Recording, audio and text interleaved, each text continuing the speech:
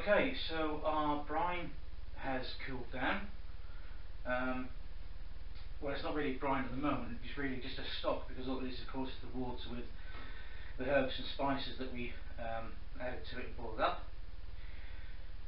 In order to turn that into the brine, I need to add the curing salts. I've got our beef here. I've unpacked it from its plastic wrapping. I don't know whether you'll be able to see this on the camera or not. It's not very high resolution, but this has got lovely marbling through it, so hopefully that will provide a little extra flavour into the beef when it's cooked and cured. Now I'm going to pop this piece into this food grade plastic bucket, like so, and it just fits perfectly into the bottom. Now, when it comes to adding cures to liquids and curing meat, there's basically two ways. This is a wet brine, and in order to calculate the amount of nitrates, etc., that go into the brine, you use the weight or volume of the water. If this was a dry cure, like a bacon, you would calculate in accordance with the weight of the meat. But always with brines, with the wet cures, it's the weight or the volume of water that's important. Now, as I said earlier, I have 5 litres of water, and 1 litre of water weighs 1 kilogram. The cure I have is a multi-ingredient cure. In some of my videos, you'll probably see later that I actually mix up cures using things like pink salt or Prague powder number 1 or Prague powder number 2. They're a little bit more complicated, but this is a very basic way of curing meat in brine. So everything we need, the sugars, the salts and everything else, the nitrates, nitrites, are all in this one particular bag. Now this is a 12% cure, which means you add 12% of the weight or volume of water of this. So we've got 5 litres of water, which is 5 kilograms, and if my maths is correct, 12% of that would be 600 grams. So we need to weigh out 600 grams of this particular powder. Now I got this was quite cheap actually, it was only about £4.5, and it's 4.5 kilos there. And, I'll give the shop a mention. It's actually W.R. Wrights and Sons here in Liverpool. They're a wholesale butcher suppliers. They're local, I believe, in shopping local and dealing with local companies rather than national companies. It's always best to support your local shops. So yeah, this was actually bought from W.R. Wrights here in Liverpool.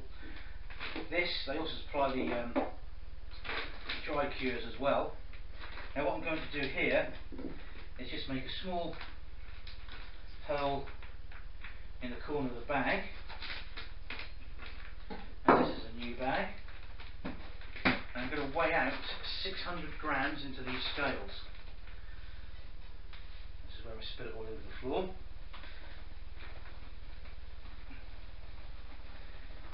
So 400, 600. Now this is predominantly salt, but with the nitrites and nitrates added as well. So the actual salt that does a lot of the curing work, and you've got the nitrates and nitrites there, will actually make the beef come out nice and pink.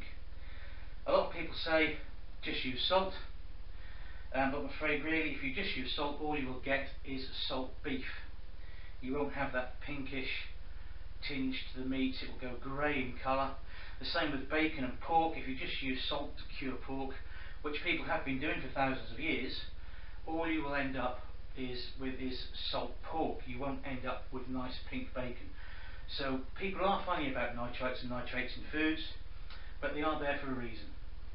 As I said earlier, in high concentrations they are poisonous, which is why we have to be so particular about weighing things out in accordance to the volumes, so we get the correct parts per million of nitrates to the water in order to cure our meats safely and effectively. Now I'm going to add this to the stock. So this now becomes brine, and And in order to offset some of the saltiness, I'm also going to add 200 grams of sugar, just to make it that little sweeter. And this is normal, everyday, household white sugar. And that goes in as well. Get the scales out of the way. Okay. This needs to be given a good stir. Remember, as I said, we add the nitrates now because if they were added before and we boiled the solution, the effectiveness of the nitrates would be diminished. It wouldn't cure as well. So give that a good stir with a slotted spoon. Get as much of that dissolved as you can. You can really smell the herbs and the spices that we put into this earlier. Now I don't want a great deal of the spices etc. to remain in the brine, because when it comes to when this is actually cured, it needs to be washed off. All the excess salt etc. needs to be washed off of it, and the seeds and the pepper and everything, it has a habit of sticking to the meat, and it's just an extra thing you need to wash off. And if this is going to become pastrami, then I want a nice clean piece of meat once it's cured, in order to add an aromatic rub onto it before it's cooked. So the meat is in there. I'm going to strain this through a sieve.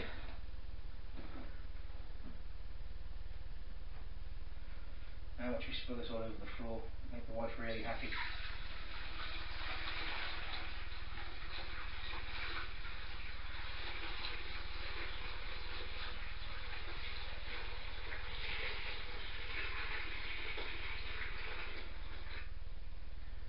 That's fantastic, that's all in.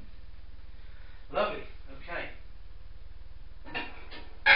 That's very important that the meat stays below the surface of the brine, and in order to make sure it stays there, I'm just going to get a plastic Ziploc bag, type of thing you can buy in each stores, your supermarkets, wherever you shop. Very simple. And all I'm going to do is to put in some ordinary cold tap water.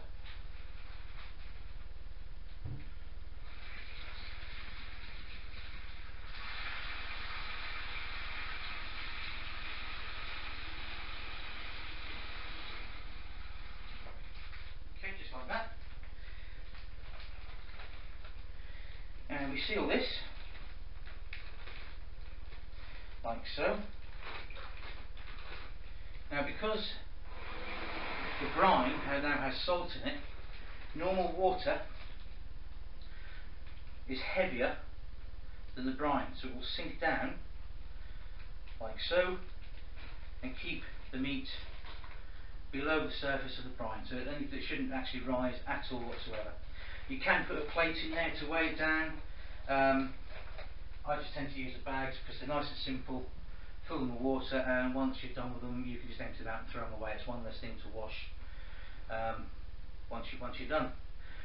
So this now needs to go into the refrigerator. I'm not entirely sure how long I'm going to cure this for. Being a topside, I haven't done one before. I'm probably looking at least, I would say, 10 to 15 days at least to give this a good cure through, because this hasn't been injected inside. Sometimes you can inject brine into meats. This isn't a brine. The curing salts in here are not suitable for that. I've had on good authority from the guys at WR Rights that this will do the job. It will permeate the meat perfectly as long as I give it enough time. So we'll put this into the fridge, and I'll see you all again in a few days once this has had time to cure.